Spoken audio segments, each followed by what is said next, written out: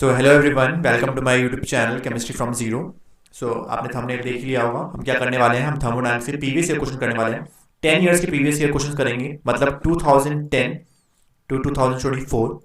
10 साल के अगर आपने प्रीवियस ईयर क्वेश्चन कर लिए तो आपका चैप्टर बहुत सॉलिड हो जाएगा।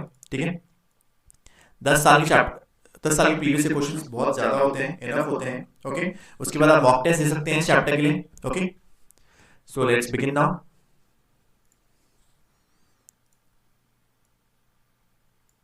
सो फर्स्ट क्वेश्चन क्या कहता है, thermodynamic system is taken through the A thermodynamic system is taken through the cycle ABCDA. The work done by the gas along the path BC is. So we have to find, हमको क्या निकालना है, work done path BC के around. तो देखो path BC अगर मैं बाहर बनाऊं अलग से,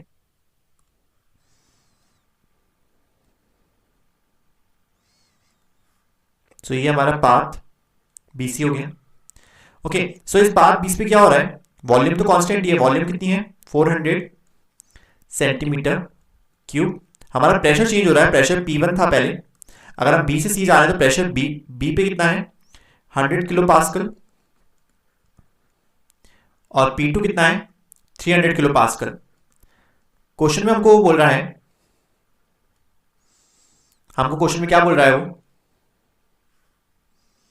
kilo pascal. Okay, 300 kilo pascal हमको क्वेश्चन बोल रहा है वो the work done by the gas along the path BC। So work done का अगर फॉर्मूला लिखे हम तो वर्क होता क्या होता है, minus P del V।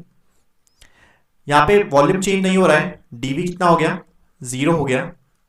So work कितना होगा, 0। So the correct answer will be A0। Okay, the correct option will be A0। Second question बहुत ही इजी क्वेश्चन है। पूछा है correct relation between change in enthalpy and change in internal energy. So आपको पता है कि डेल एच इक्वल्स टू क्या होता है, del H equals to del U plus P del V. P del V को लिख सकते हैं हम del N G R T. So del H equals to del U plus del N G R T. This is the relationship between del H and del U. Del N G क्या है, del N G is the number difference in the number of moles of products and number of moles of reactant in gaseous state. Okay, in gaseous state. So the correct answer will be option A. Third question, the temperature of a gas minus 50 degrees Celsius. Okay, minus 50 degrees Celsius रखा है temperature.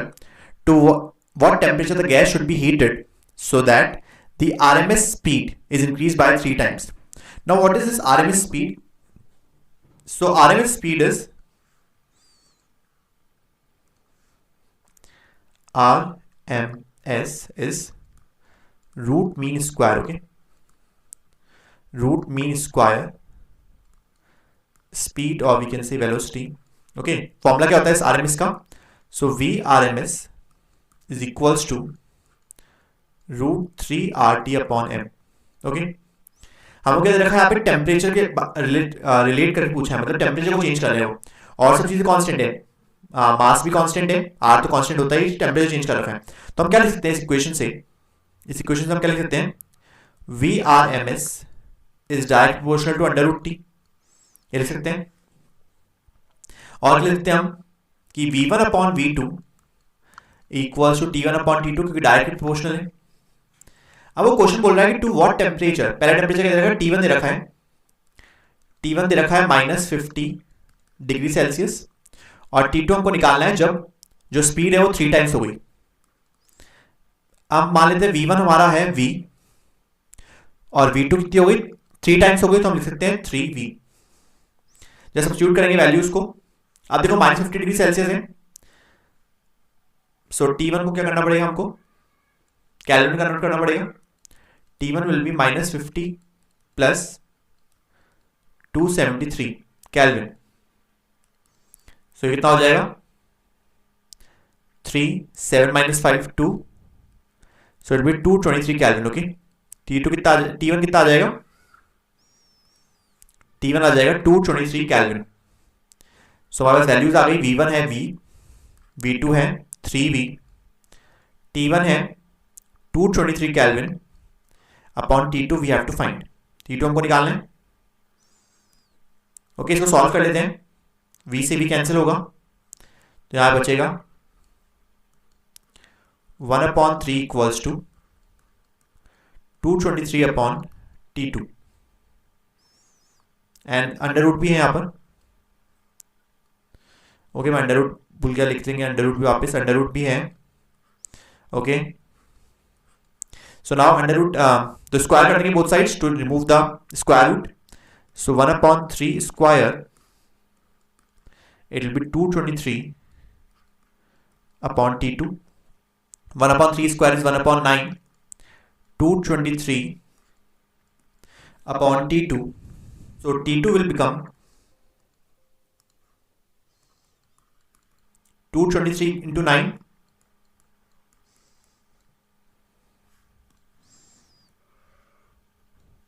So T2 हो जाएगा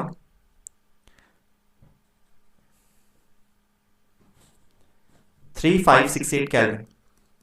okay, 3568 Kelvin, but 3568 कोई भी option नहीं, देखो 3568 क्या है, ऑप्शन में दे नहीं रखा है, मतलब हमको क्या करना पड़ेगा, डिग्री सेल्सियस में कन्वर्ट करना पड़ेगा। सो डिग्री सेल्सियस में कैसे कन्वर्ट करेंगे, 273 से माइनस करके, सो 3568 माइनस 273, 3568 माइनस 273 कितना हो जाएगा, 8 minus 3 5, 16 minus 7 is 9, it will be 2, so 3295 degrees Celsius. Okay, the correct answer will be 3295 degrees Celsius.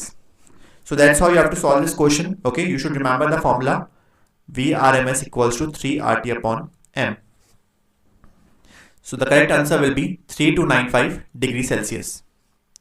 Now let's move on to the next question. The next question says a Carnot engine has an efficiency of 50% when its source is at temperature 327 degree Celsius, the temperature of sink is. Okay, temperature sink का temperature हमको निकालना है।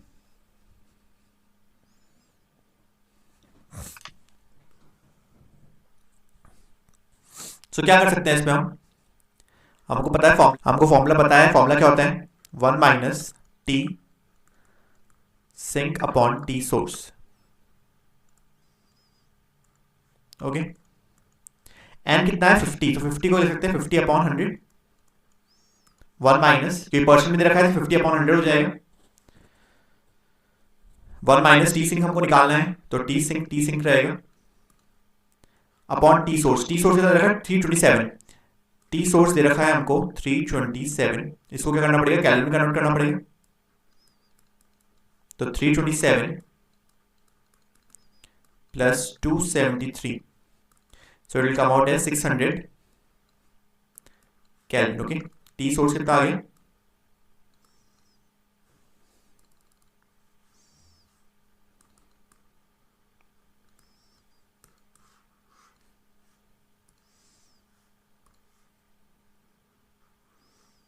T source आ गया हमारे पास 600 Kelvin.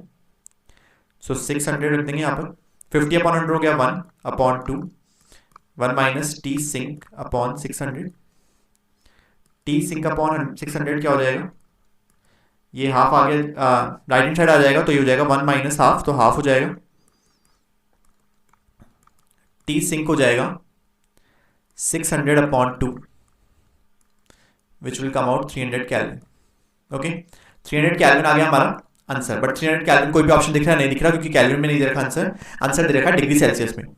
सो हमको वापस 300 Kelvin को क्या करना पड़ेगा, डिग्री सेल्सियस में कन्वर्ट करना पड़ेगा। सो टी सिंक इक्वल्स टू, कैसे बताया मैंने लास्ट क्वेश्चन में, हमने क्या था, 300 minus 273 which will be 27 degree Celsius. Okay, so T sink will come out to be 27 degree Celsius, तो हमारा आंसर हो जाएगा 27 डिग्री सेल्सियस। डी ऑप्शन करेक्ट है। नेक्स्ट क्वेश्चन देखते हैं, the equilibrium concentration of the species in the reaction A plus B gives C plus D are 2, 3, 10 and 6 mole per liter at 300 Kelvin. Del G for the reaction is, हमको क्या दे रखा है, R दे रखा है 2 calorie पर मोल kelvin. Okay, क्योंकि हमको कैलोरी में निकालना है आंसर, इसलिए हमको R कैलोरी में लेना पड़ेगा।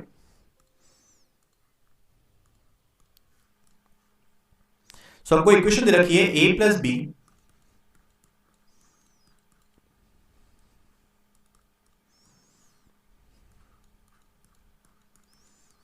C plus D. Equilibrium concentration दे रखी है, ठीक है, वो बोल रहा है कि इक्विलिब्रियम पे आ गया है। इक्विलिब्रियम कॉन्सेंट्रेशन रखी है 2, 3, 10 एंड 6। सो केसी निकाल लेंगे यहाँ से हम। केसी क्यों निकाल रहे हैं हम? क्योंकि हमको निकालना है del G. Del G not हमको पता है, डेल जी नॉट होता है -2.303 RT log ऑफ केसी, ये होता है। तो हमको यहाँ पे केसी निकालना पड़ेगा उसके लिए। तो केसी कितना हो जाएगा? केसी हो जाएगा 10 × 6 अपॉन 2 × 3। कितना हो जाएगा? 2 3 6, 6 से 6 कैंसिल हो जाएगा, तो केसी आ जाएगा 10। केसी कितना आ जाएगा? 10 आ जाएगा। तो केसी की वैल्यू 10 रख देंगे यहाँ पर। तो डेल जी नॉट हो जाएगा -2.303 को मैं 2.3 लिख सकता हूँ।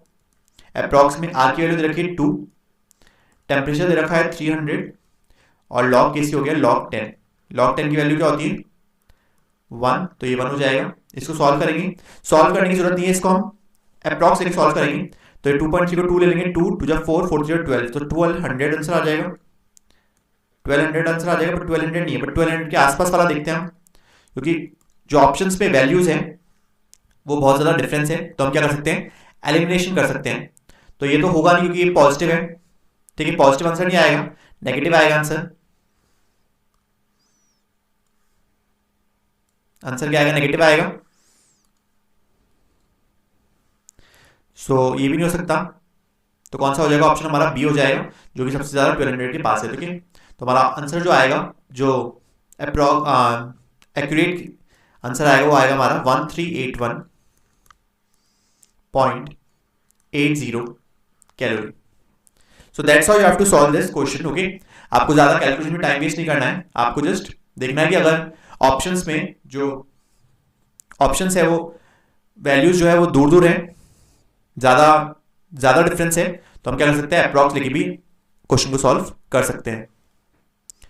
तो next question, which one of the following represent maximum work done. अब मैक्सिमम वर्क निकालने के लिए क्या करना होता है? देखो,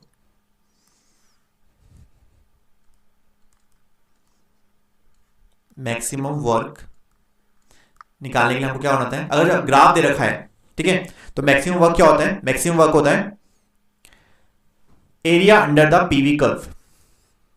area under the PV curve.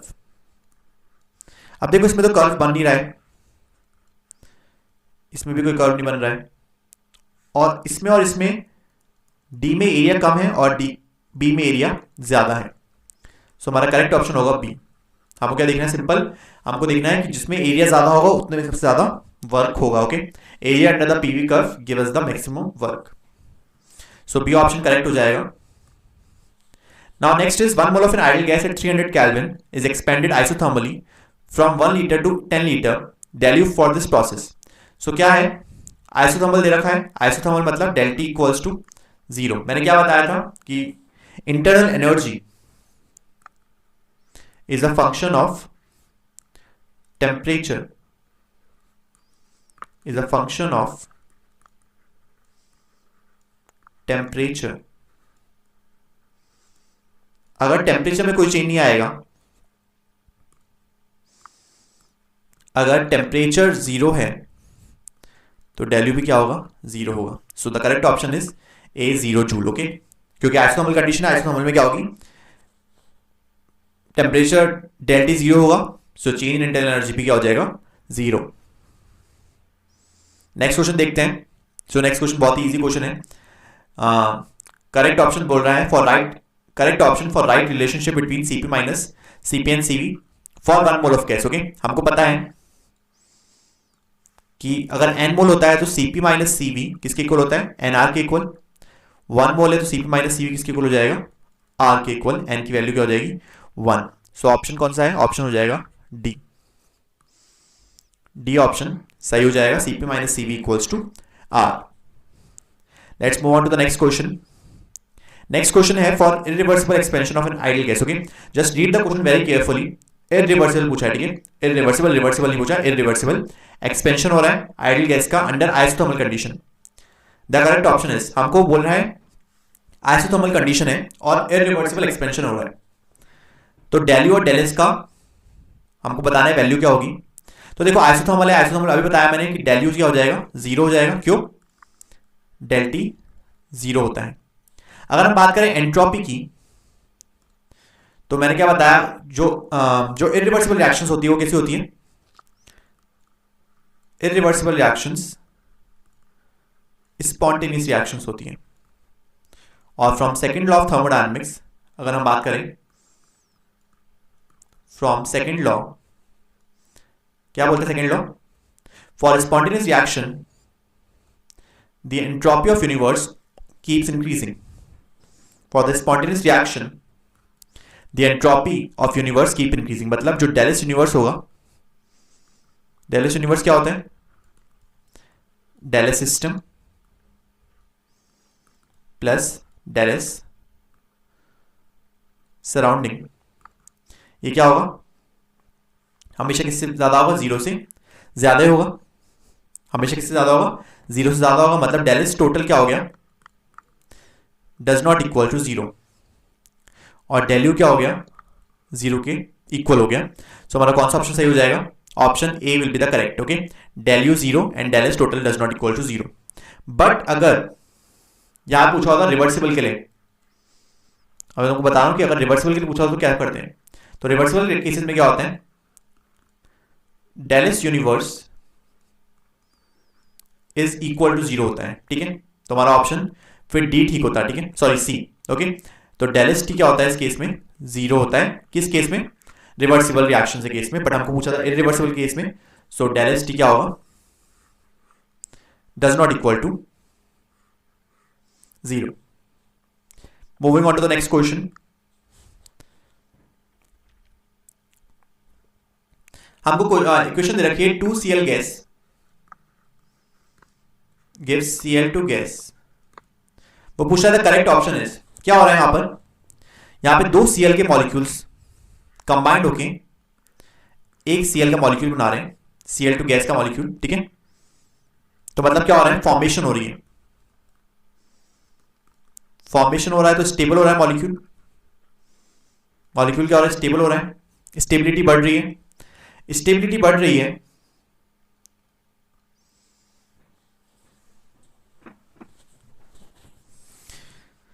Formation हो रहा है Cl2 का।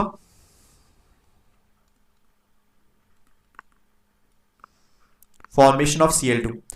फॉर्मेशन रिएक्शंस में क्या होता है? फॉर्मेशन रिएक्शन में स्टेबिलिटी बढ़ती है। स्टेबिलिटी बढ़ती है मतलब एनर्जी क्या होती है? रिलीज होती है। रिलीज आउट ऑफ सिस्टम मतलब डेल आर एच क्या हो गया? नेगेटिव। नेगेटिव मतलब exothermic reactions. Okay, exothermic reactions. तो डेल आर एच हो गया नेगेटिव, मतलब डेल आर एच हो गया लेस देन जीरो। अब आते हैं हम एंट्रोपी पे। एंट्रोपी क्या होगी? देखो यहाँ पे दो Cl गैस थे पहले, मतलब गैशियस मॉलिक्यूल्स दो थे।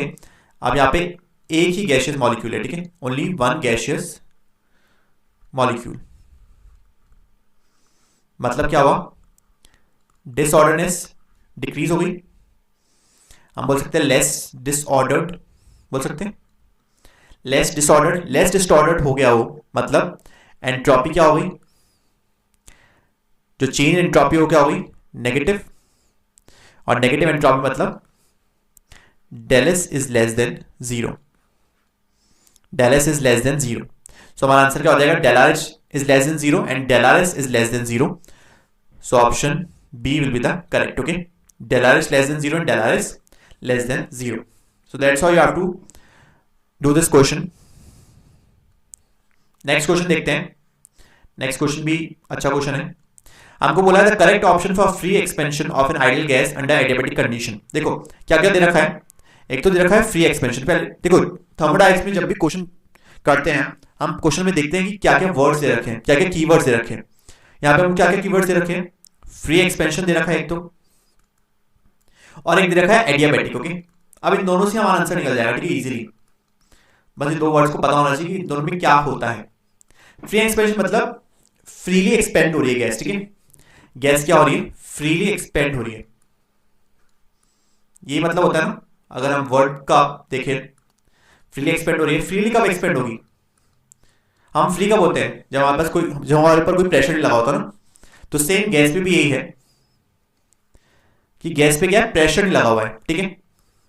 मतलब एक्सटर्नल प्रेशर कुछ भी नहीं है, ठीक है, सिर्फ इंटरनल प्रेशर है, एक्सटर्नल प्रेशर कुछ भी नहीं है। और जब इंटरनल प्रेशर होता है ना तो सब अच्छा ही होता है, और एक्सटर्नल प्रेशर होता है तो स्ट्रेस बढ़ता है ना। तो यहाँ पे एक्सटर्नल प्रेशर नहीं है, मतलब पी एक्सटर्नल क्या हो गया, जीरो हो गया। अब पी एक्सटर्नल जीरो है तो डब्ल्यू क्या हो जाएगा, डब्ल्यू होता है minus P external del V. तो डब्ल्यू क्या हो जाएगा, जीरो, क्योंकि पी एक्सटर्नल क्या है, जीरो। तो डब्ल्यू निकल गया हमारा। एडियाबेटिक रिएक्शंस क्या होती है, या एडियाबेटिक कंडीशंस क्या होती है? जब हीट चेंज नहीं होता, ठीक है, no change in heat, no change in heat, मतलब क्या हो जाएगा, Q क्या हो जाएगा, जीरो। तो हमको पता लग गया कि W जीरो है और Q जीरो है, ठीक है।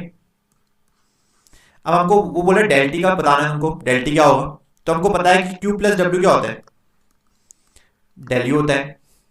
अगर Q जीरो है W जीरो तो डेल यू भी क्या हो जाएगा, जीरो हो जाएगा। अब मैंने क्या बता दिया, 3-4 क्वेश्चन हमने कर लिए हैं कि internal energy is a function of temperature. तो जब डेल यू जीरो है तो डेल टी भी क्या हो जाएगा, जीरो। और वैसे भी अगर डेल टी जीरो नहीं होता जब भी उनको पता लग जाता, क्योंकि एक ही ऑप्शन है जिसमें Q और W दोनों जीरो है, ठीक है। तो तुम्हारा ऑप्शन डी सही है, ठीक है। एक ही ऑप्शन है जिसमें Q और W दोनों जीरो है, तो अगर डेल टी नहीं भी निकालते तो भी चल जाता। तो डी ऑप्शन हमारा सही होगा। सो दैट्स हाउ आपको ये क्वेश्चन करना था। नेक्स्ट क्वेश्चन करते हैं हम। Under isothermal conditions a gas at 300 kelvin expends from this against a constant external pressure. ये बहुत इजी क्वेश्चन है। हमको क्या करना है, जिस फॉर्मूला लगाना है वर्क का। तो वर्क क्या होता है, minus P external DV, W equals to minus P external दे रखा है हमको 2 बार। हम क्या करेंगे, यूनिट्स में लिखेंगे, क्योंकि यहाँ पे क्या हो रहा है, यूनिट कन्वर्जन हो रहा है। तो हम यूनिट्स में लिखेंगे, जिससे कि लास्ट में हमको याद रहे कि हमको यूनिट कन्वर्ट भी करनी है, क्योंकि क्वेश्चन में हमको दे रखा है बार में और पूछ रहा है ऑप्शंस में हमको जूल में, ठीक है। तो यूनिट्स में लिखेंगे हम साथ में। तो 2 बार डीवी, डीवी मतलब V2 माइनस V1। अब V1 कितना है, जो गैस है वो एक्सपेंड हो रही है 0.1 लीटर से 0.25 लीटर। तो V1 हो गया 0.1 लीटर, V2 हो गया 0.25 लीटर। सब्स्टिट्यूट करेंगे वैल्यूज को, माइनस 2 बार 0.25 माइनस 0.1, ये किसमें है, लीटर में है। तो ये कितना हो जाएगा, 0.15 लीटर।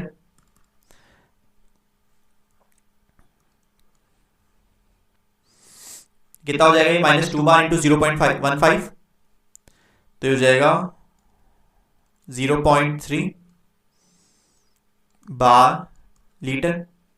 बट हमको तो बार लीटर में नहीं पूछा, हमको जूल में पूछा है, और हमको दे भी रखा है, कन्वर्जन दे रखा है 1 litre bar equals to 100 joule. तो हम क्या करेंगे, minus 0.3 multiplied by 1 bar litre की जगह लिख देंगे 100 जूल। तो ये हो जाएगा माइनस 30 जूल, ठीक है। ये क्वेश्चन बिना सॉल्व किए भी हो जाता, ठीक है, क्योंकि अब मैं बता दूं बिना सॉल्व करे कैसे होगा, ठीक है। ये तो मैंने सॉल्व कर दिया तुम्हारे लिए। अगर हमको सॉल्व नहीं करना, हमको करना है बिना सॉल्व करें, तो पता है देखो एक्सपेंशन में क्या होता है, एक्सपेंशन में हमेशा जो W होता है वो नेगेटिव होता है, क्योंकि work done by the gas होता है। W नेगेटिव है, W नेगेटिव किस केस में, सिर्फ इस केस में। तो हमारा को बिना सॉल्व करे ही पता लग सकता है कि जो आंसर होगा वो हमारा क्या होगा, माइनस 30 जूल होगा, okay. In which case entropy change is negative, entropy change negative बताना है, ठीक है। पहले तो क्वेश्चन को अच्छी तरह पढ़ना है, पॉजिटिव बताना, नेगेटिव बताना है। तो sublimation of solid to gas, solid से जब गैस बनता है तो क्या होगा, हमेशा डेल एस क्या होगा, पॉजिटिव ही होगा। 2H से H2 बन रहा है, देखो ये सेम अभी हमने करा, 2Cl से 2H से गैस बन रहा है। तो यहां पे क्या है, यहां पे टू मॉलिक्यूल्स हैं, यहां पे 1 मॉलिक्यूल है। तो मतलब क्या हो रहा है, डिसऑर्डरनेस डिक्रीज हो रही है, डिसऑर्डरनेस डिक्रीजेस, डिसऑर्डरनेस डिक्रीज होगी तो क्या होगा, डेल एस नेगेटिव, तो डेल एस नेगेटिव हो जाएगा बी ऑप्शन में। सो बी ऑप्शन क्या है, सही है। हम और दोनों ऑप्शन भी देख लेते हैं कि और दोनों ऑप्शन में क्या है। Evaporation of water, evaporation of water क्या होगा, इवेपोरेशन ऑफ वाटर हमेशा डेल एस पॉजिटिव होता है, और expansion of gas at any temperature, तो एक्सपेंशन ऑफ गैस में क्या होगा, एक्सपेंशन ऑफ गैस में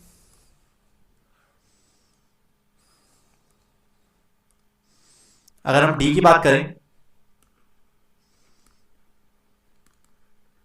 एक्सपेंशन में हमेशा क्या होगा, मॉलिक्यूल्स दूर दूर होंगे, दूर दूर होंगे तो डिसऑर्डरनेस ज्यादा होगी ना,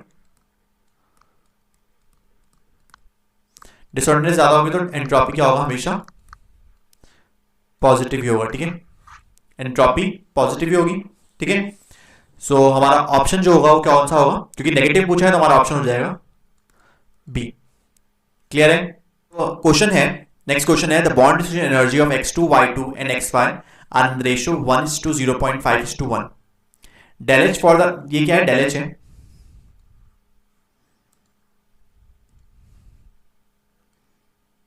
ये है del H for the formation of X Y is this. Okay, del H दे रखा है हमको, ये हमको क्या बोल रहा है वो, x2, हम इक्वेशन लिखेंगे, हमको बोल रहा है फॉर्मेशन ऑफ x5, तो हम पहले फॉर्मेशन लिखेंगे x5 के लिए, इक्वेशन लिखेंगे y2 गिव्स x5। अब हमको पता है कि जो डेल एच एफ होता है, जो फॉर्मेशन ऑफ एंथैल्पी होती है, वो 1 मोल के लिए डिफाइन होती है, जो कितनी दे रखी है हमको, -200 किलो जूल पर मोल। अब 1 मोल की डिफाइन होती है, मतलब ये तो हमेशा 1 मोल ही रहेगा, हमको क्या करना पड़ेगा, इसको चेंज करना पड़ेगा, रिएक्टेंट्स को चेंज करना पड़ेगा to balance the equation, to balance the equation. तो कैसे बैलेंस करेंगे, यहाँ पे हाफ लिख देंगे, हाफ, और ये भी हाफ हो जाएगा। और क्या दे रखा है हमको, हमको बोल रहा है bond distribution energy of x2 y2 and xy and the ratio 1:0.5:1, मतलब इसके लिए दे रखा है 1, रेशियो बोल रहा हूँ ये 1:0.5, ये 1 दे रखा है। हमको एग्जैक्ट वैल्यू नहीं पता है, तो हम क्या करेंगे, हम इसके लिखेंगे 1x, इसके लिखेंगे 0.5x, और इसके लिखेंगे 1x, ये करेंगे। अब क्या होता है, फॉर्मेशन मतलब बॉन्ड जब फॉर्म होता है, डिसोसिएशन मतलब हमको क्या करना है, x2 x प्लस x में तोड़ना है, ठीक है। हमको बॉन्ड डिसोसिएशन एनर्जी निकालनी है x2 की, हमको दे रखा है फॉर्मेशन, फॉर्मेशन क्या है, उल्टा है डिसोसिएशन का, तो हम कैसे निकालेंगे डिसोसिएशन एनर्जी, हम क्या लिख सकते हैं, bond energy of reactant minus bond energy of product, ये किसके इक्वल हो जाएगी, ये इक्वल हो जाएगा डेल एच एफ के, ठीक है, क्योंकि हमने क्या कर दिया, उल्टा कर दिया। वैसे प्रोडक्ट माइनस रिएक्टेंट होता है, बट हमने डिसोसिएशन के लिए निकाला है और वो फॉर्मेशन के लिए कंपेयर कर रहे हैं, तो वो क्या हो जाएगा, रिएक्टेंट माइनस प्रोडक्ट। रिएक्टेंट की कितनी एनर्जी, तो रिएक्टेंट की 1x ले लिया हमने, और जो कोफिशिएंट है, स्टोइचियोमेट्रिक कोफिशिएंट है, वो हाफ है, तो हमारा x2 के लिए क्या हो जाएगा, half into 0.5, sorry half into 1x plus दूसरा रिएक्टेंट क्या है, y2, half into 0.5x minus product के लिखेंगे हम 1x into 1 which will be equal to 200, del H कितना है, 200 है हमारा, -200, ये सॉल्व करेंगे तो x अपॉन 2, ये x अपॉन 4 हो जाएगा, minus x equals to -200।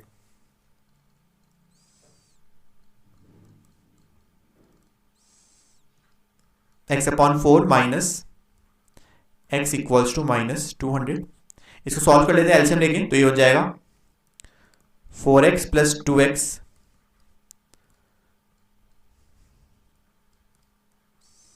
Minus 8x upon 8 equals to -200। इसको फर्दर सॉल्व करेंगे तो हमारे पास क्या बन जाएगा 4x plus 2x 6x 6x minus 8x minus 2x upon 8 equals to minus 200, minus से माइनस कैंसिल 2, सो x हो जाएगा 200, 2 से 2 कैंसिल 100, 800 हो जाएगा, ठीक है, प्लस 800 किलो जूल पर मोल. Okay, so the answer will B A option, 800 kilo joule per mole. Okay, so that's how you have to do. You have to apply this formula. Reactants. Okay, you have to apply bond dissociation energy of reactants minus bond dissociation energy of products, which will be equal to del HF. Now the next question is, for a given reaction del H दे रखा है, del S दे रखा है, the reaction is spontaneous at which temperature पूछा है, ठीक है. Spontaneous कौन सी temperature पे होगी?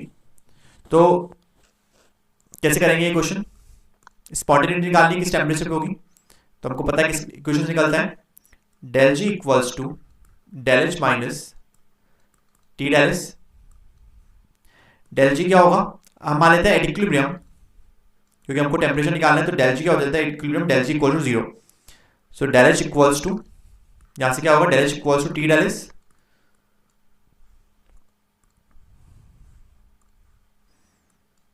सो टी क्या हो जाएगा, del H upon del S. अब यहां से हमारा टी निकल जाएगा, टी होता है, डेल एच कितना है 83.6, सॉरी 35 डेल एच हमारे पास 35.5. अब देखो यहाँ पे किलो जूल दे रखा है, तो किलो जूल में लिखना है इंटू 10⁻³ जूल पर मोल अपॉन डेल एस कितना है, डेल एस है 83.6 joule kelvin inverse mole inverse. Joule से जूल कट जाएगा, मोल से मोल कट जाएगा, आंसर किसमें आ जाएगा, केल्विन इनवर्स ऊपर आकर केल्विन बन जाएगा. हम जब सॉल्व करेंगे इसको तो हमारा आंसर आएगा 425 केल्विन.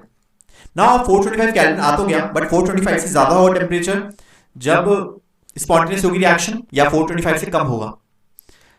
अब ये बॉयल टेम्परेचर क्या होता है, बॉयल टेम्परेचर दे रखा है ना, ये बॉयल टेम्परेचर क्या होता है, तो ये बॉयल टेम्परेचर कुछ नहीं है, टेम्परेचर किसी भी बॉल का, जो भी स्पोर्ट्स में बॉल यूज होती है ना, उसके टेम्परेचर की बात करी जा रही है, ठीक है, क्योंकि स्पोर्ट्स में भी वेदर भी डिपेंड करता है, टेम्परेचर भी डिपेंड करता है कि कौन सी बॉल यूज करनी है. Okay, so that's why they have written boil temperatures. तो ये इसका जस्ट ये कंफ्यूज करने के लिए दे रखा है. तो अब क्या हो रखा है, अब वैल्यूज देखो आप, ठीक है, डेल एच देखा है पॉजिटिव, तो अब वापस लिखते हैं equation, del H equals to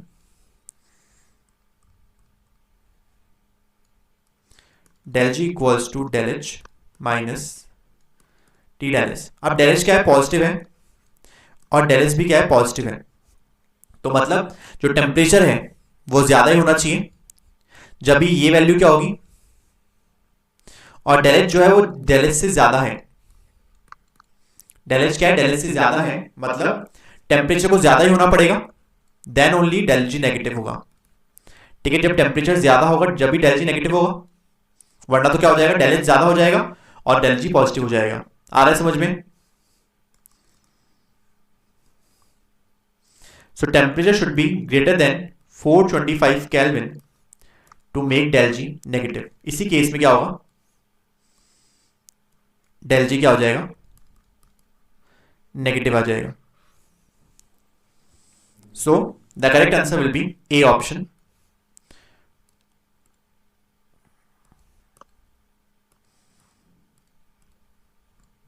option A क्या हो जाएगा, करेक्ट हो जाएगा, T is greater than 425 Kelvin. Moving on to the next question. A gas is allowed to expand in a well insulated container against a constant external pressure of 2.5 atm from an initial volume of 2.50 liter to a final volume of this. The change in internal energy of the gas in joules. Okay, तो हमको पहले क्या करना है, पहले हमको work निकालना पड़ेगा, फिर इंटरनल एनर्जी निकलेगी. तो पहले हम क्या निकालते हैं, वर्क निकालते हैं. तो वर्क हमको पता है, हमने कितने क्वेश्चन कर लिए, minus P D we.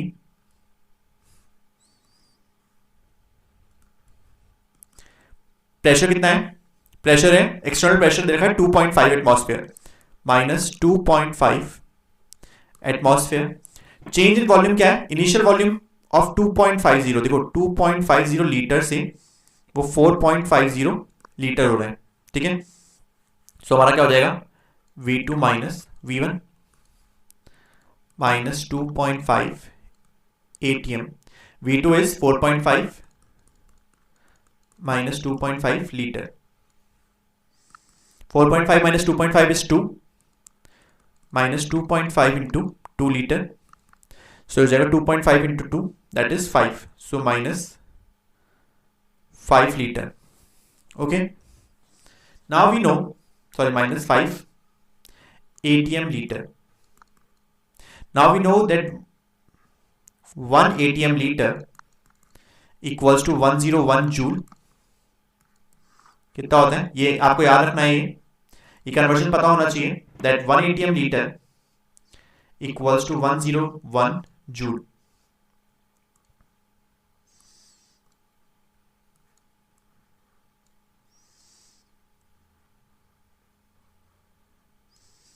Okay तो अब हम इसको जूल में कर देंगे क्योंकि हमारा आंसर जो है ऑप्शन जूल में दे रखा है, तो हम क्या लिख देंगे, W equals to minus 5 into 100, sorry 101, so it be 505 joule. ये हमारा क्या आया, ये हमारा है W। नाउ देखो क्या दे रखा है, वो पूछ रहा है चेंज इन इंटरनल एनर्जी, डेल्यू क्या होता है, Q प्लस W। अब यहाँ पे देखो क्या पूछे, क्या मैंने क्या बोला है, जब थर्मोडायनामिक्स से क्वेश्चंस करते हैं तो हर वर्ड को हमको पढ़ना है और उसका मतलब समझना है। वो बोल रहा है इंसुलेटेड, इंसुलेटेड क्या होता है, इंसुलेटेड मतलब कोई भी जब ऑब्जेक्ट इंसुलेटेड होता है मतलब वहां पे क्या होता है, there is no heat transfer, मतलब Q क्या हो गया, जीरो हो गया। अगर Q जीरो है कंटेनर में मतलब क्या हो गया, डेल्यू इक्वल्स टू Q हो गया, मतलब डेल्यू इक्वल्स टू Q कितना निकाला हमने, माइनस 505, तो डेल्यू हो गया माइनस 505 जूल। कितना हो गया, minus 505 joule. So that's how you have to do this question, minus 505 joule. So the option is B. Okay, B option है, ए ऑप्शन नहीं होगा, ठीक है। बी ऑप्शन है तो आपको पता होना चाहिए कि 1 ATM litre equals to 101 joule. Okay, आप अप्रॉक्स ले सकते हैं, 101 लेना पड़ेगा, 100 जूल नहीं ले सकते, ठीक है, क्योंकि ऑप्शंस क्या है, वैल्यूज जो है वो बहुत पास पास दे रखी है। So 505 joule is the correct answer, which is the option B. Next is the question from 2016. So question बोलता है, for a sample of perfect gas when its pressure is changed isothermally from Pi to Pf, the entropy change is given by। एक perfect gas दे रखी है, ठीक है, perfect means ideal। perfect मतलब क्या होता है, कुछ perfect होता है क्या, परफेक्ट मतलब क्या होता है, ideal gas. Okay, ideal gas है मतलब क्या हो सकता है, हम क्या लगा सकते हैं, हमारा फॉर्मूला पता है फॉर आइडियल गैस, डेलेस होता है, इन टर्म्स ऑफ प्रेशर बताना है, NCP ln T2 by T1 plus NR ln P1 by P2। Okay, अगर V की टर्म्स में होता है तो V2 by V1 होता है, बट यहाँ पे P की टर्म्स में है इसलिए P1 by P2 होगा। अब हमको पता है कि क्या दे रखा है क्वेश्चन में, आइसोथर्मल दे रखा है। क्वेश्चन में क्या बोल रहा है वो, आइसोथर्मल, आइसोथर्मल मतलब डेल्टी क्या हो जाएगा, जीरो। डेल्टी जीरो मतलब क्या हो गया, अगर डेल्टी जीरो है तो T1 इक्वल्स टू T2 होगा। अगर T1 T2 के इक्वल है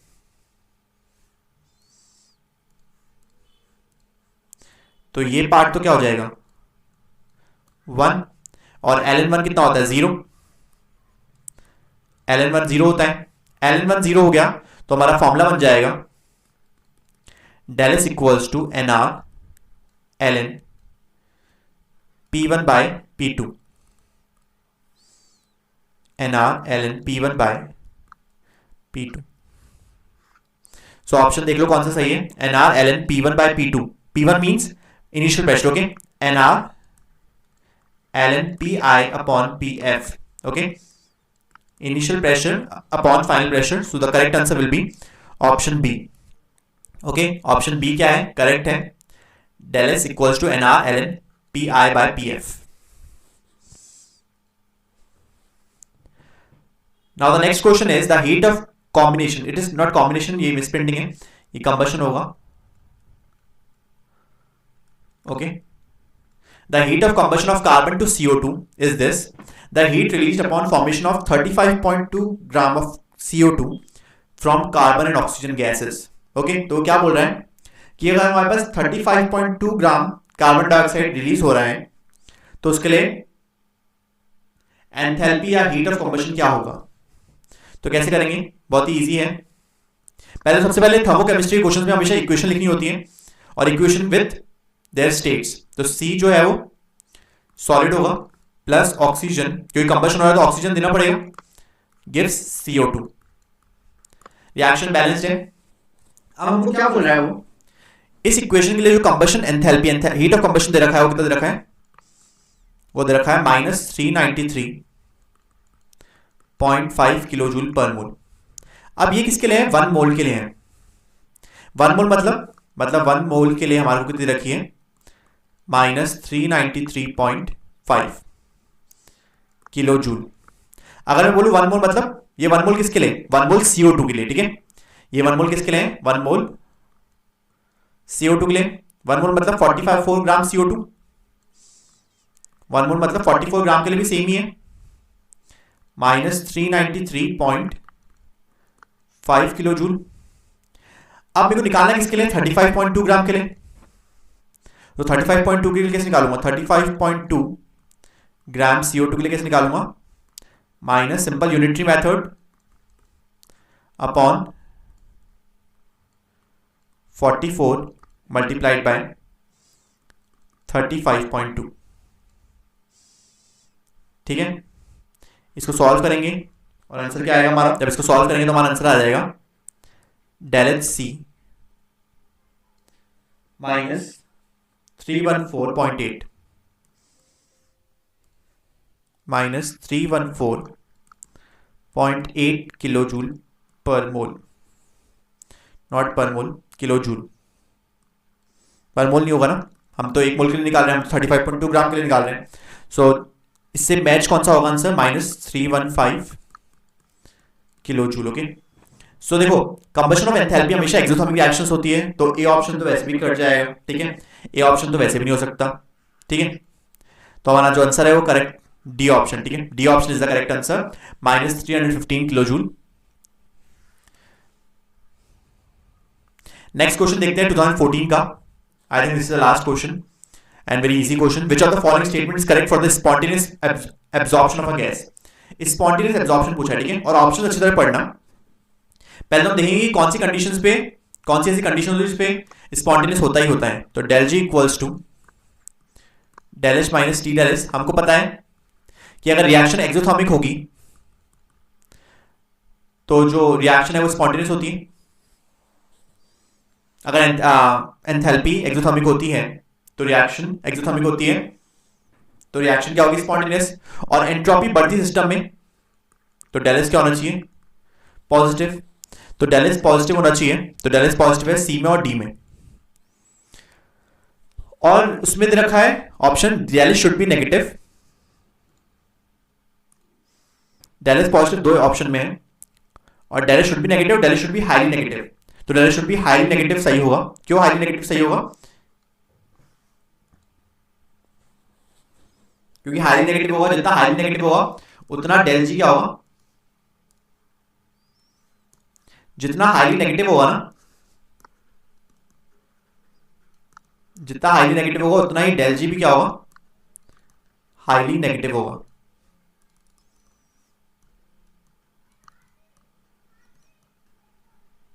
highly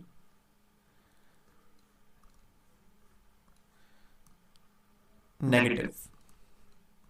okay, so the option D is correct, C correct नहीं होगा, ऑप्शन डी करेक्ट होगा।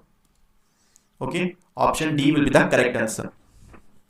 सो हमने 10 इयर्स के थर्मोडायनामिक्स के नीट के क्वेश्चंस कर लिए हैं। So that's all in this video, thank you. अगर आपको कोई भी डाउट है regarding this video, just please किसी भी क्वेश्चन में अगर आपको कोई भी डाउट है तो जस्ट प्लीज आप कमेंट्स में देना, मैं आपको नेक्स्ट वीडियो में आपका जो क्वेरी है वो कल सॉल्व होगी। ऐसी वीडियोस इस चैनल पे आती रहेगी। मतलब प्रीवियस ईयर क्वेश्चंस की सीरीज और एडिशनल क्वेश्चंस भी हम करेंगे हर चैप्टर के, चैप्टर वाइज क्वेश्चंस के। तो अगर आपको ऐसी वीडियोस पसंद आ रही है तो please like the video and please subscribe to my channel chemistry from zero. Thank you.